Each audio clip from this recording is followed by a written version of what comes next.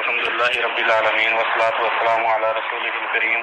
اما بعد فاعوذ بالله من الشيطان الرجيم بسم الله الرحمن الرحيم وعن الحسن عن سمرة عن النبي صلى الله عليه وسلم قال أيما امرأة زوجها وليان فهي للأول منهما رواه أحمد والأربعة وحسنه الترمذي۔ آج کا درس جو ہے اس کے اندر باطل نکاح کی کچھ صورتیں جو ہیں وہ بیان ہوں گی۔ کل جو ہے وٹا سٹا نکاح شگار جو ہے یہ بھی ایک باطل نکاح کی صورت ہے، اس کے مثل کا بیان تھا۔ تو آج جو ہے ایک تو نکاح کی وہ صورت کے ایک لڑکی کا دو ولی جو ہیں الگ الگ جگہ پر نکاح کر دیں، یعنی کہ نکاح کے اوپر نکاح کر دیں،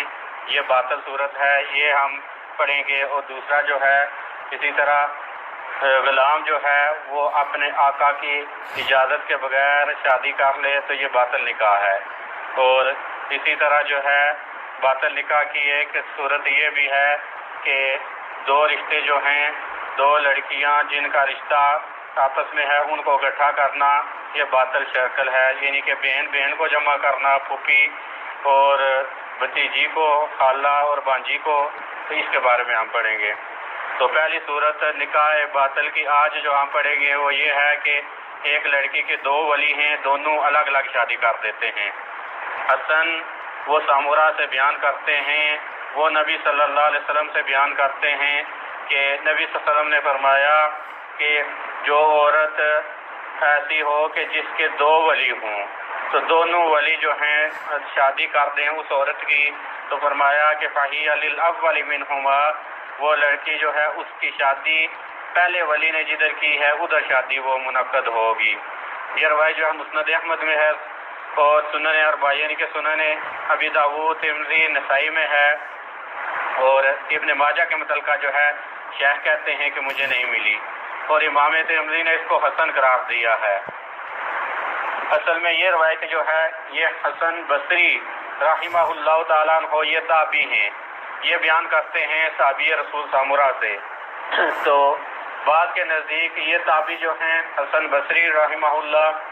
ان کا سما حضرت سامورا بنت جندب رضی اللہ تعالیٰ عنہ سے ثابت نہیں ہے، یعنی کہ یہ ایسے تابعی ہیں جنہوں نے کسی اور صحابی سے سما کیا ہے، سامورا سے انہوں نے نہیں کوئی حدیث سنی۔ تو بعض کے نزدیک جو ہے سنی ہے، تو اس روایت کے اندر اختلاف ہے کہ یہ روایت جو ہے صحیح ہے یا ضعیف ہے۔ تو اکثر جو ہے یہ ضعیف ہی ہے، کیونکہ اکثر محدثین علم الجرح کے جو ائمہ ہیں انہوں نے یہی لکھا ہے کہ امام بصری علیہ رحمہ کی جو ہے سما یہ سمرہ بنت جندب رضی اللہ تعالیٰ عنہ سے ثابت نہیں ہے، تو یہ روایت تو ضعیف ہے۔ لیکن امام ترمذی علیہ رحمہ اپنی ترمذی کے اندر اس روایت کو نقل کرنے کے بعد کہتے ہیں کہ اس کے اوپر اہل علم کا عمل ہے، اسی کے اوپر کہتے ہیں کہ کسی کے اوپر اہل علم کا عمل رہا ہے، کسی نے اس کا اختلاف نہیں کیا۔ اور کہتے ہیں کہ اگر دو ولیوں میں سے ایک ولی جو ہے پہلے شادی کر دے دوسرے سے، تو پھر جو ہے پہلے کی شادی جو ہے دوسرا بعد میں کرتا ہے شادی ایک لڑکی کی، تو فرمایا کہ پھر پہلے کی شادی جو ہے برقرار رہے گی، دوسرے کی فاسد ہوگی، دوسرے کی ختم کی جائے گی۔ اور کہا کہ اگر دونوں اکٹھے شادی کر دیں، یعنی کہ ایک ہی وقت میں دو ولی ایک عورت کی دو جگہ شادی کر دیں، تو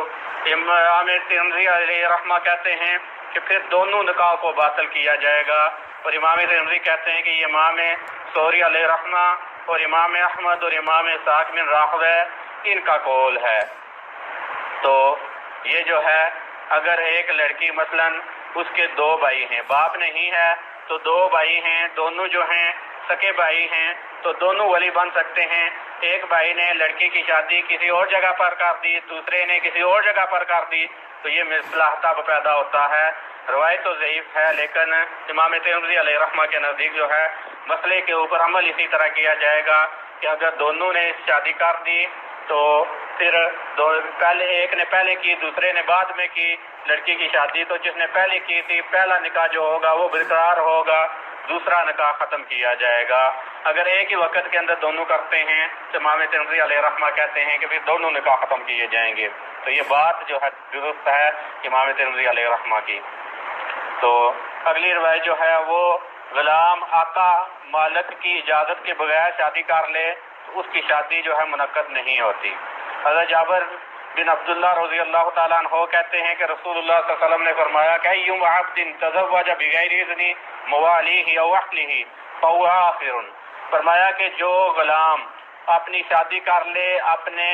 مالک یا اپنے اہل جو ہیں ان کے اجازت کے بغیر تو فرمایا فہو آخر، وہ زانی ہے،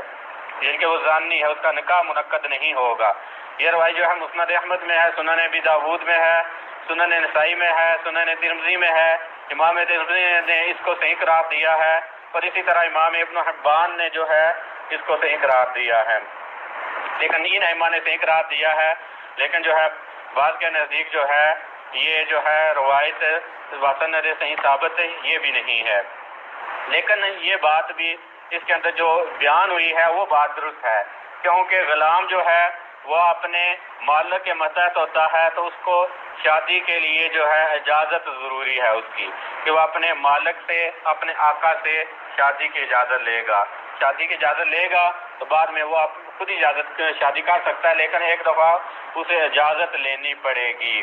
تو اس سے یہ پتہ چلا کہ آزاد جو مرد ہے اس کے لیے کسی کی اجازت ضروری نہیں ہوتی، غلام کے لیے اجازت ضروری ہے کہ وہ اپنا آقا جو ہے اپنے جو مالک ہے اس سے اجازت لے۔ اسی طرح ہمارے درس کا جو تیسرا حصہ ہے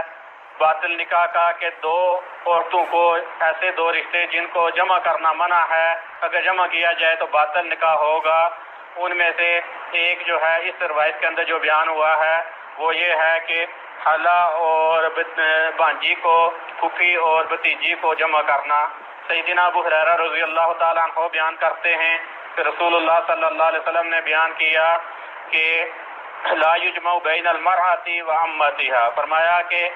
عورت کو اس کی پھوپھی کے ساتھ جمع نہیں کیا جائے گا، یعنی کہ ایک آدمی اپنی بیوی کے ساتھ اپنی بیوی کی پھوپھی کو جمع نہیں کر سکتا، پھوپھی کے ساتھ اس کی پھوپھی کے ساتھ نکاح نہیں کر سکتا۔ اسی طرح فرمایا ولا بین المرأۃ و خالتها، اور فرمایا کہ اسی طرح ایک آدمی اپنی بیوی اور اس بیوی کی خالہ کو جمع نہیں کر سکتا۔ یہ روایت جو ہے بخاری اور مسلم دونوں کے اندر ہے۔ اصل میں یہ دو رشتے یہاں پر بیان کیے ہیں، ایک رشتہ اور بھی ہے جس کو جمع کرنا منع ہے، وہ قرآن میں ہے کہ دو بہنوں کو جمع کرنا منع ہے، جیسا کہ اللہ رب العزت سورۃ النساء میں فرماتے ہیں وَأَن تَجْمَعُوا بَيْنَ الْأُخْتَيْنِ، یہ دو بہنوں کو جمع کرنا فرمایا کہ یہ بھی منع ہے، دو بہنوں کو اور اسی طرح پھوپھی اور بھتیجی کو، بانجی اور خالہ کو ایک نکاح کے اندر ایک آدمی جو ہے جمع کرے تو یہ منع ہے۔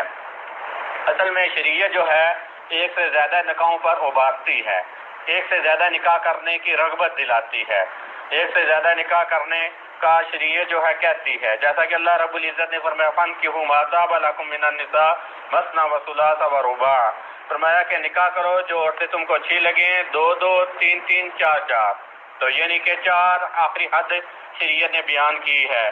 آج جو ہے معاشرے کے اندر جو ایک سے زیادہ شادی کر لے اس کو جو ہے عیب جانا جاتا ہے، اس کو طعنہ کیا جاتا ہے، اسے سمجھا جاتا ہے پتہ نہیں اس نے دنیا کا کوئی گناہ کا کام کر لیا ہے، حالانکہ اس نے ایک ایسی سنت کے اوپر عمل کیا ہے جو تمام انبیاء کی سنت ہے۔ سارے جو انبیاء ہیں ان کی جو ہے زوجات جو ہیں زیادہ ہوا کرتی تھی، چند ایک جن کی ایک ہی تھی، لیکن انبیاء کا یہ شیوا رہا ہے تو وہ زیادہ شادیاں کیا کرتے تھے، اور اسلام نے بھی یہیں اسی چیز پر ابھارا ہے کہ ایک سے زیادہ نکاح ہونے چاہیے، کیونکہ عورتیں ان کی تعداد زیادہ ہے تو پھر ان کو سرپرست چاہیے، اپنا والی چاہیے، اپنا نگبان چاہیے، تو پھر ایک مرد ایک سے زیادہ شادیاں کرے گا تو تب بھی جو ہے ایک مرد جو ہے پھر اپنے تحت نیچے عورتوں کے نگبانی زیادہ کر سکے گا۔ اگر ایک سے زیادہ نہیں کرے گا تو عورتیں جو ہیں